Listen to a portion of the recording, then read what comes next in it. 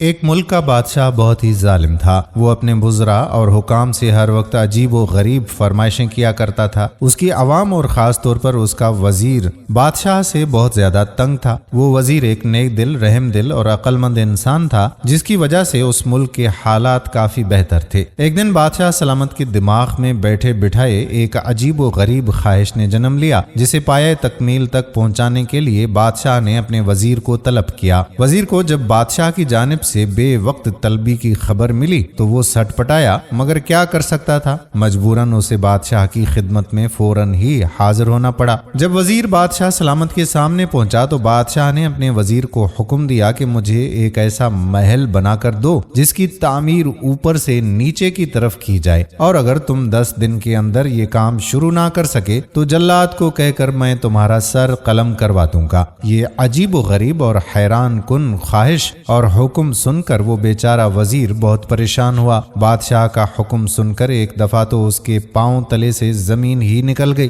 بہرحال جب وزیر پریشان حالی میں اپنے گھر پہنچا تو اس کا اداس اور مضطرب چہرہ دیکھ کر بیوی کو بھی پریشانی لاحق ہوئی۔ بیوی کے استفسار پر وزیر نے ساری کہانی اپنی بیوی کو سنائی کہ کس طرح بادشاہ نے بیٹھے بٹھائے اسے ایک نئی مصیبت میں مبتلا کر دیا ہے۔ یہ سارا قصہ سن کر وزیر کی بیوی نے اسے مشورہ دیا کہ تم اس حوالے سے اپنے رب کے حضور مدد طلب کرو، یقیناً وہ ضرور کوئی نہ کوئی راستہ نکال دے گا۔ وزیر کو اپنی بیوی کا یہ مشورہ پسند آیا۔ اس نے فوراً دل کی گہرائیوں سے اپنے رب کو یاد کیا اور اس نے دعا کی کہ وہ اسے اس مصیبت سے نکال دے۔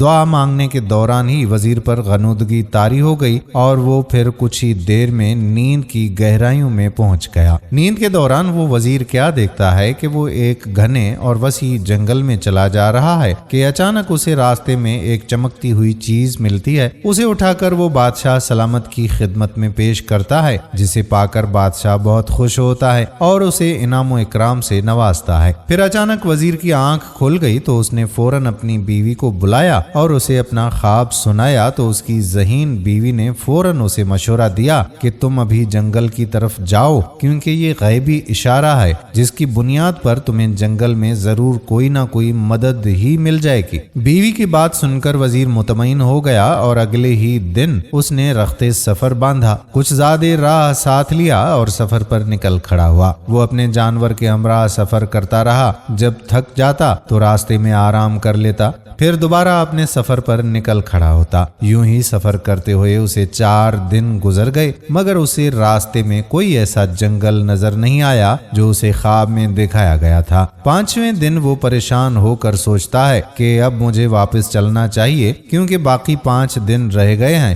اور اگر میں نے بادشاہ کی خواہش کی تکمیل کے لیے اس کا محل تعمیر کروانے کے حوالے سے کام شروع نہ کروایا تو بادشاہ ضرور میرا سر قلم کر دے گا۔ جب وزیر واپس مڑنے لگا تو اچانک اس کی نظر ایک خرگوش پر پڑی جو بیچارہ ایک شکنجی میں پھنسا ہوا تھا اور بڑی تکلیف میں تھا۔ نیک دل وزیر نے جب یہ منظر دیکھا تو اس کا دل پسیج گیا، لہٰذا اس نے فوراً آگے بڑھ کر اس خرگوش کو شکنجے کی قید سے آزاد کر دیا۔ خرگوش کو آزادی دلانے کے بعد جو ہی وزیر واپس پلٹا تو اسے اپنے عقب سے ایک انسانی آواز سنائی دی، جسے اچانک سن کر وہ پہلے تو ڈر گیا، مگر پھر ہمت کر کے پیچھے مڑا تو کیا دیکھتا ہے کہ اس خرگوش کی جگہ پر ایک چھوٹا سا بونا کھڑا ہے۔ اس بونے نے وزیر کو کہا کہ اے نیک دل انسان، تمہارا بہت بہت شکریہ جو تم نے مجھے اس قید سے آزادی دلائی ہے۔ پھر دونوں تھوڑی دیر باتیں کرتے رہے۔ بونے نے وزیر سے یوں در بدر بھٹکنے کی وجہ پوچھی تو وزیر نے اپنی ساری کہانی اسے بتا دی کہ کیسے بادشاہ نے ایک عجیب و غریب محل بنانے کی خواہش کا اظہار کر رکھا ہے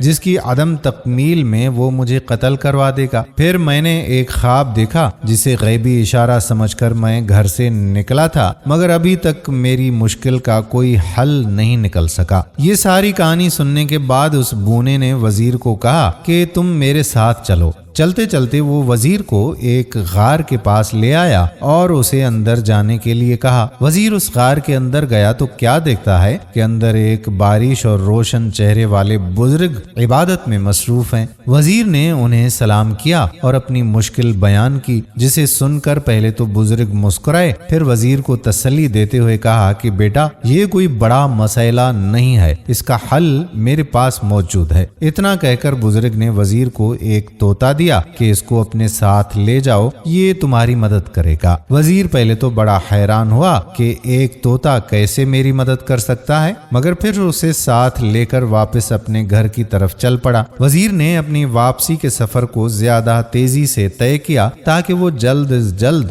اپنے گھر پہنچ سکے۔ گھر جا کر وزیر نے اپنی بیوی کو سارا ماجرا سنایا تو وہ بھی بہت خوش ہوئی۔ اگلے دن وزیر بادشاہ کے محل گیا اور بادشاہ سلامت کو کہا کہ آپ میرے ساتھ چلیں اور دیکھیں میں کیسے اوپر سے نیچے کی طرف محل تعمیر کرتا ہوں۔ پھر وزیر بادشاہ کو ایک کھلی جگہ لے آیا جہاں بادشاہ نے نیا محل بنانے کو کہا تھا۔ اس جگہ پر مزدور، مستری اور تعمیراتی سامان بکھرا پڑا تھا۔ وزیر نے بزرگ کے دیے ہوئے طوطے کو ہوا میں چھوڑا اور کہا کہ چلو میاں مٹھو اب اپنا کام دکھاؤ۔ طوطا فوراً ہوا میں اڑا اور کافی اونچائی میں جا کر اس نے اوپر سے آوازیں لگانا شروع کر دی کہ اینٹیں پکڑواؤ۔ طوطے کی باتیں سن کر بادشاہ سلامت تیش میں آ گئے اور وزیر کو کہا کہ بھلا اتنی زیادہ اونچائی پر کوئی اینٹ کیسے پہنچا سکتا ہے؟ یہ سن کر وزیر نے بصد احترام بادشاہ سلامت کی خدمت میں عرض کیا کہ حضور اگر اتنی اونچائی پر اینٹیں نہیں پہنچائی جا سکتی تو محل کی اوپر سے نیچے تعمیر کیسے ممکن ہے؟